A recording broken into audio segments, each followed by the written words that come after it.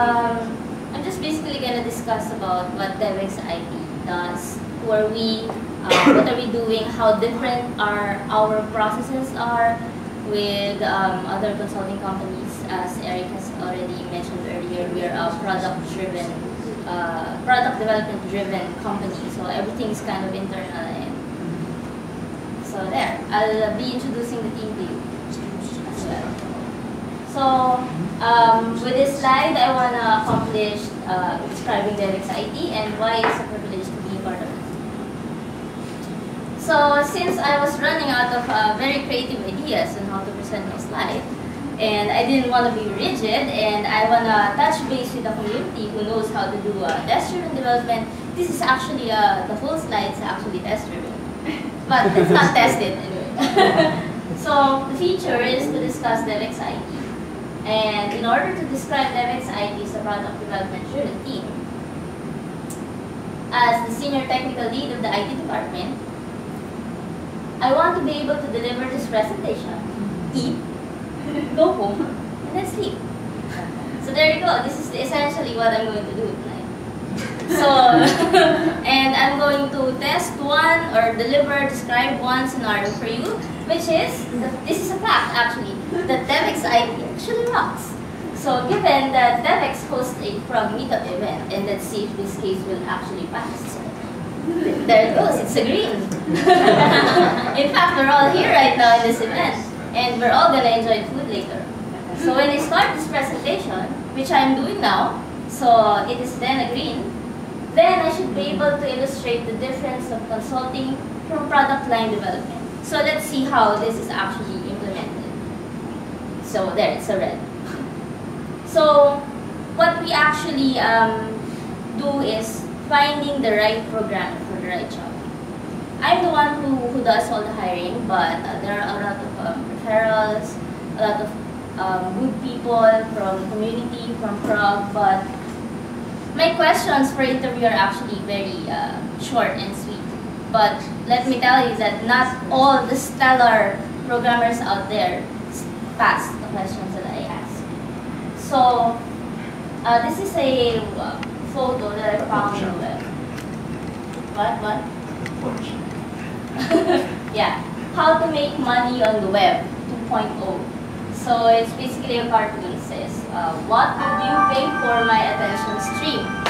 So this picture directly connotates a consulting environment. Usually consultants, either they themselves or somebody external to them, would propose an idea of how to earn. There are a lot of ways how to earn on the web. So this is how consulting usually works. Like, oh, there's Facebook, there's Flickr, there's Twitter, and there's now Google+. What can we do with all of the information that the people using these things generate revenue for us? So that's how consulting works. But there's a big difference for people who are actually coined as employees of a particular company. So these are the developers who usually sit behind the desk and, well, kind of tied to the things that are really thrown into them. So they're less flexible. So if we look at this picture, I don't know if you guys can read it. There's a caption at the bottom that says, when you sign an agreement with your company, you're actually signing a disagreement with your boss. And the boss says, that's the most foolish idea I've ever heard. That's the most foolish idea ever. But that's really the truth, right?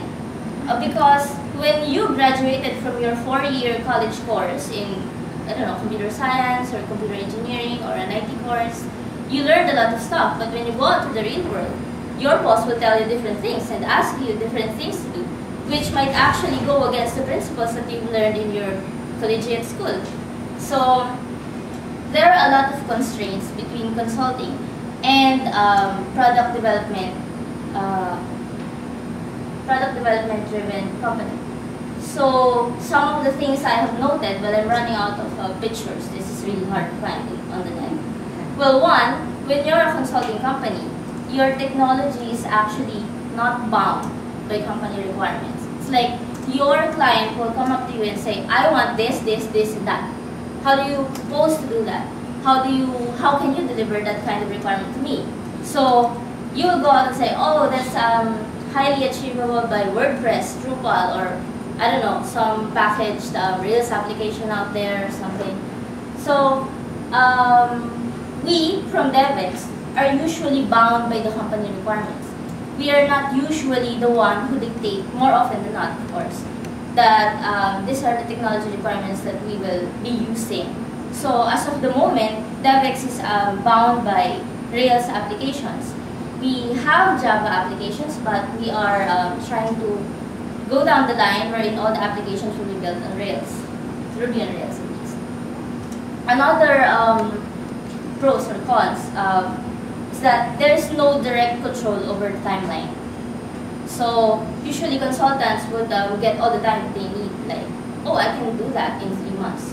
When's your deadline? Oh, it's about 6 months from now. Okay, 3 months will be fine. So it's that lax. But here in Devex, that's not how it happens. We adopt a particular methodology and then we stick to that. But we more often than not lobby the time with our bosses because we have to make adjustments. So we do not have direct control over the time. And another thing is that for consulting projects, when you build something and you deploy it, you don't necessarily think about support.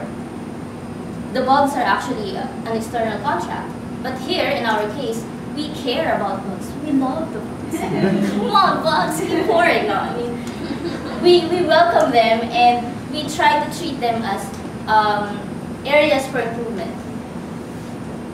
And I think the biggest punchline here is that, well, I'm not saying this is true for all the consulting companies, but consulting companies are focused more on the bleeding edge of technology. And more often than not, quantity is preferred over quality because there's a time constraint, there are particular deliverables that you need, and there. And of course, we have guaranteed monthly incomes. Right? You all agree to that? So, well, here's one quotable quote that I inserted. Devex is actually one place where conflict is very much loved and welcome.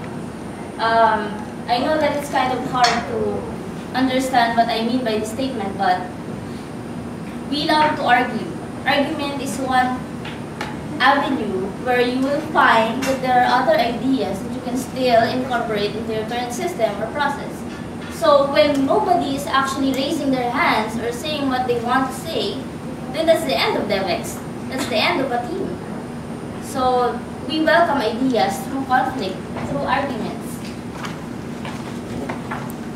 So there, I have just delivered our then statement, first then statement. So let's go on to the next. And I should be able to illustrate the product and the team architecture. I think this is where things will become interesting. I've put in a lot of photos. So it's failing as of the moment. So let's learn about growing your cash cow. Right, where's the from? That's extra. Paano Paano ko natin naging lumabag sa una? Okay, so let's look at how a normal consulting application looks like. So there's the basics. You have your DB, you have your app. And then you deploy your DB and your app in a cloud. I mean, I haven't seen any 2.0 application right now that's not deployed on a cloud. So I think we're all familiar with this diagram. So when you have deployed one application, it's very easy to create a new one, deploy it, and just multiply it. But we do a separate, different setup in Devex. And well, of course, it starts with the basics. You have your DB, you have your app. But then when we scale out and branch out, we don't normally think that each application is separate from the other. What we're trying to do here is build the database and create applications around it.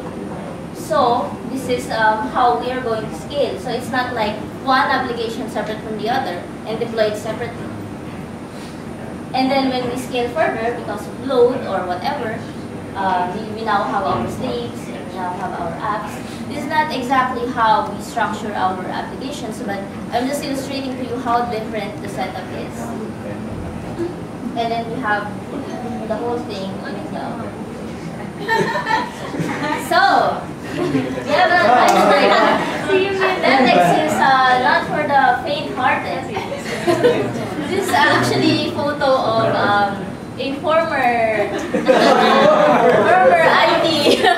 A famous part. Famous, yes, a famous part of the community as well. That's Umir actually.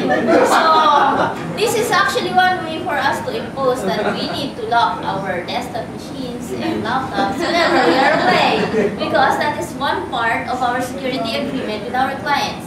So one way to happily and enjoyably force people to actually implement this is to do such things. So as you can see from the picture, Umir is sleeping and there's a very handsome man. But I don't need to go further into details. So the next one is, you've seen earlier, is the basic structure of our product, the architecture. Now this is, in turn, is how we manage our team. This is the basics again. Let's go back to how consulting firms usually have their teams. You have your client, the one with the red star hat. I really have run out of ideas. So that's the guy who finances the application and the development and everything. That's also the guy whose ideas will get implemented later on. So there's like one big person there, and there's the other one there. That's mainly your worker. So that's the guy who implements all the ideas, sets up everything. Usually when freelancers, consultants get involved with this kind of setup, they're really this one-man show who actually does everything from coding, testing, deploying. So this is the basic setup. And then when you expand your team, you just get more people. And then you still have the same person who takes the work, facilitates the roadmap, discusses things with the team, but you just put in more workers. But in Devex, it's a different setup. So here, the client is actually the product owner. And we have our product owner over there. Right at the back. Small, our product owner. So as you can tell, we are implementing Agile Scrum. So she's the one interfacing with our stakeholders. She gets all the features that needs to be put into the sprint. And then she's the one who relays all the information to the IT team. So we allot actually one person to manage the DB alone. So this person is accountable for all the problems in the database, like maintaining it, setting up slaves, Reports. Yeah. hot standbys, data mining. Now we go to the team. So we currently have 5 developers and 1 female UI dev. That's Bianca actually. I put you with the orange ribbon. So the developers are the one responsible for maintaining the application. So they do the coding after we all have gathered the specs and estimation. And then later on, we now have the QA team. Frida is the one wearing the red ribbon. So that's Frida. She's our QA Was feeds. team lead. So they test the application, and they return a list of bugs for bug fixing, and send it to the devs for fixing. So we do that iteration over and over again until we're satisfied that everything is working well. So when we have a clean Devex app already, we send it over to our infra guys. Our infra guy over there is Herbert. He's the one who's going to talk about the cloud. So now the info guys will deploy the application to the cloud. And then finally, we have a setup wherein the users interacting with our Devex application will be sending all their feedback, responses, complaints, bugs to our help desk people. So they're the ones with the plus signs. Okay, and then another icebreaker. So Devex also welcomes classic people. Prejudice! So again, because we want to enforce the policy of security that we need people to actually lock their machines when they're away, this is what usually happens when you don't lock your machine. And you have an auto login on Facebook. So there. That's why Devex is not for the faint-hearted. So I have now successfully made my last statement pass, that I should be able to illustrate the product and the team architecture. Let's go on to the next. So now I should be able to describe the tools and methodologies used by the team. And since I haven't done so, it's red. So the winning tools and methodology is the right combination. Well, of course, Ruby. We choose Ruby because it's easy, it's strong, it's flexible, it's fast, and maths is nice, and so we are nice. And then Rails, of course. Postgres. I know that there has been a buzz recently, not so long ago, about having Mongo as their DB. But we chose to stick with Postgres because we actually want to enforce the validation and the integrity of our data. We dealt away with doing Mongo because I think personally that MongoDB does not fit the enterprise level of our application, and that although it's small and fast, we really want to stick with the tools that Postgres already offered us, like vacuum tools, backup, restore, stuff like that. So there.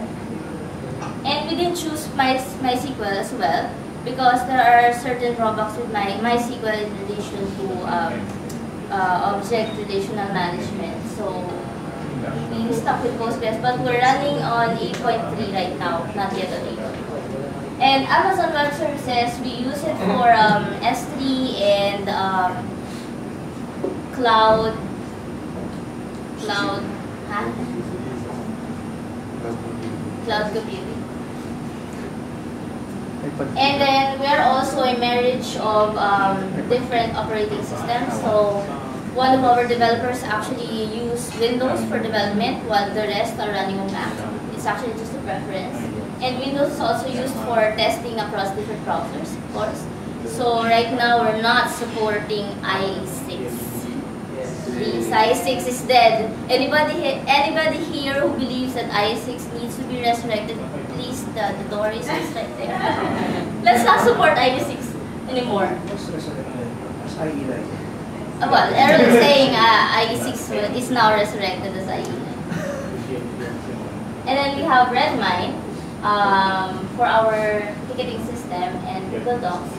Google Docs is more on the flexible side because sometimes our stakeholders and our bosses prefer to see graphs and tables and stuff. Oh, and Amber, of course, the official Devex IT food. And the official Devex hero. Let's just take note of this slide. I want to go back to this slide later on. And do something there. So the methodology that we're using, of course, is chicken and pigs, which is Scrum. So here's the process for Scrum. Anybody here is not familiar with Scrum? Scrum, alam niyo lahat? Okay, I don't wanna go into the details more. But on top of Scrum, we're not doing Scrum, but we're trying to adhere to Scrum. So we're trying to delineate all the roles to the proper people who will handle them, and try to keep all the sprint development clean and free from disturbances. But of course, we're not always that successful. So on top of Scrum, we also have post-build processes. So we allot a period after the sprint cycle to devoted for handling issues that are not technically added onto the last sprint, not technically bugs, not technically R&D, but things that needs to be delivered because somehow it was missed in the specs from the stakeholders, but needs to be delivered because it's being expected ASAP. So we cannot classify it as anything else that I've mentioned earlier. So we have a separate process for it called the post-build. And then we have a separate R&D, of course. So during our post-build week, we handle all the R&D requests because we want to be prepared for the next sprint. Sometimes we may have problems with incorporating the actual R&D task onto the sprint, which is actually wrong because you are estimating cycles for development, not for research and development. So the research should actually come before, so that you are eliminating the possibility of failure and you are increasing the possibility of actual delivery of the product on production. And then we have the bug master role. So we allot one person for every sprint to actually handle all the production issues, so that the cycles of the developers who are working on the current items to be deployed in the next sprint will be undisturbed. So there are production issues that might pop up, and since we care about support for our product, we have allotted this person to interface with our help desk and gather all the problems, solve the problems by himself, but of course with consultation with the team leads, with the rest of the team, occasionally as it's needed. And then we have brown bag sessions. These are the times where we need to nourish as well our developers. So it's not like work, and we know that you're good enough, we know that you can deliver the things, but we also need to help each other grow. So for example, we only have one UI developer for now, and she's handling the jQuery, the front-end stuff.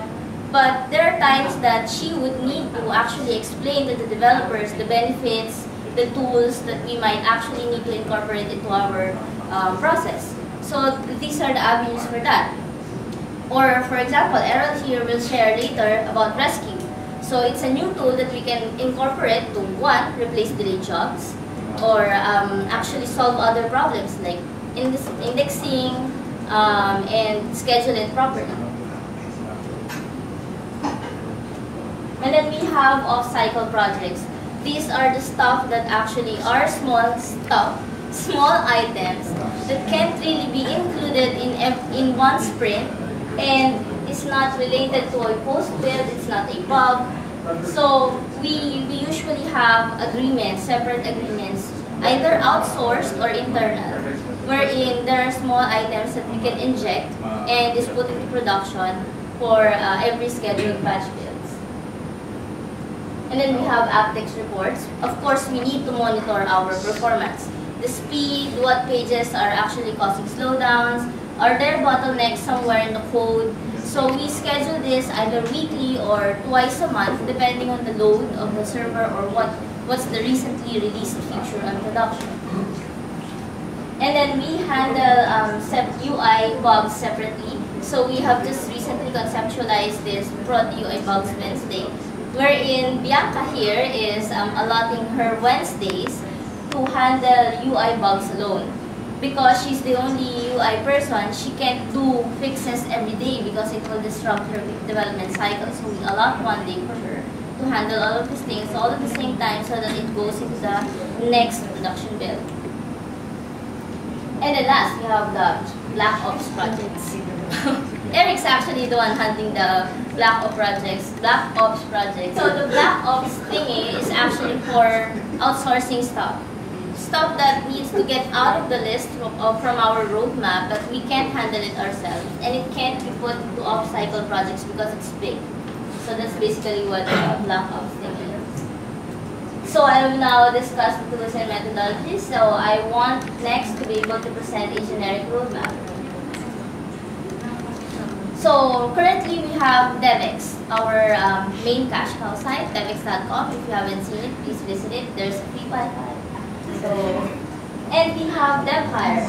It's like I discussed earlier. It's both of them are looking into the same database, but the other one is a niche application. It's just for e-recruitment. And then we have DevTrack. It's still in Java right now. So like I said, we are trimming down all of our tools used to just Ruby on Rails.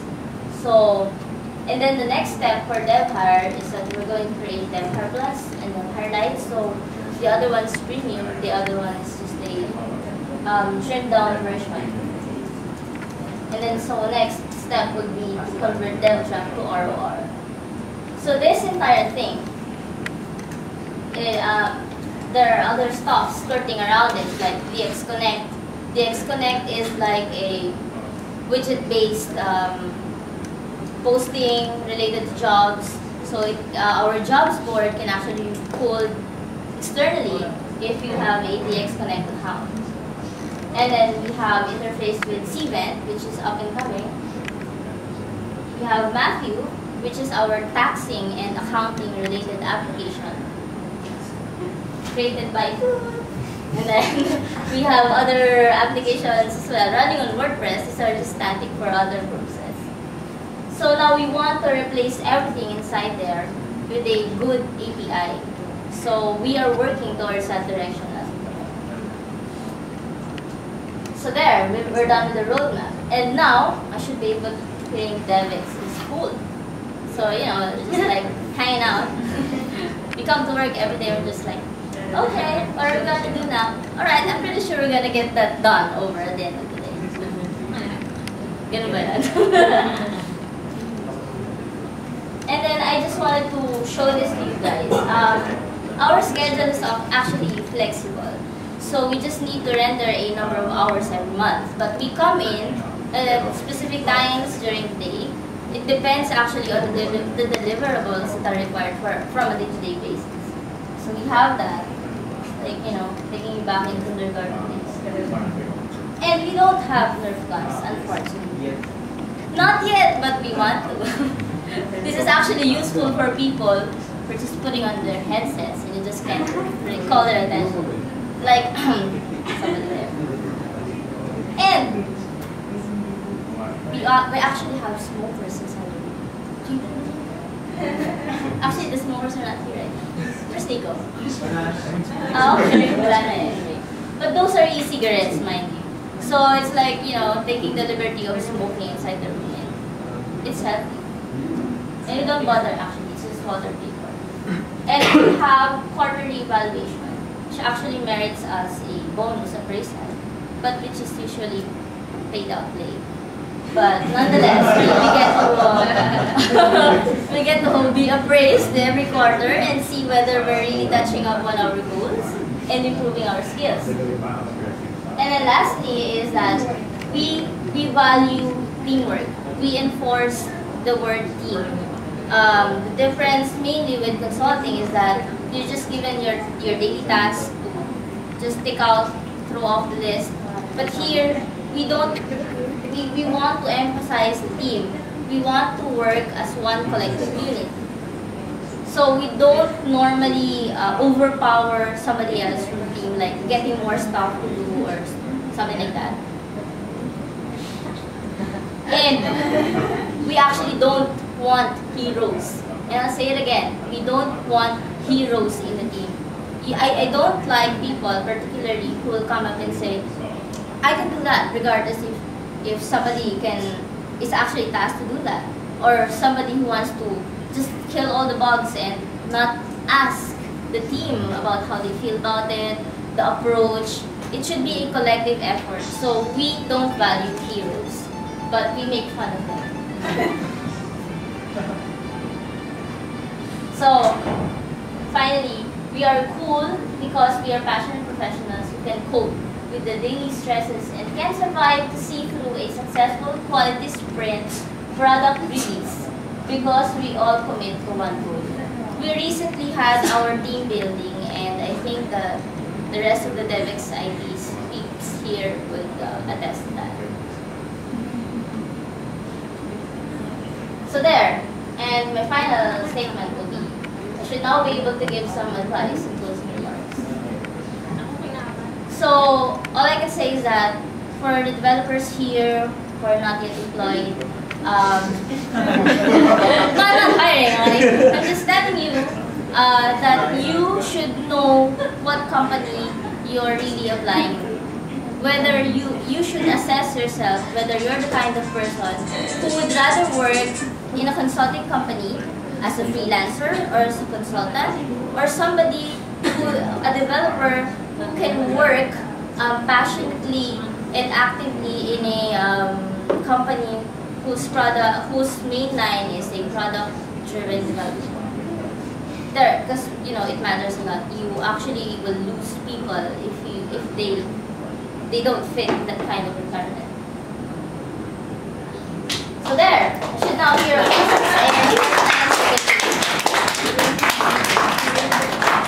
You're not going to play the human video. Do you want to? No. Okay. No. So that's it. Do you guys have any questions about Devex IT? I hope that it was quite clear enough, although I might not have been able to touch into so much details. Going? Got it. Thanks, guys. You're hiring.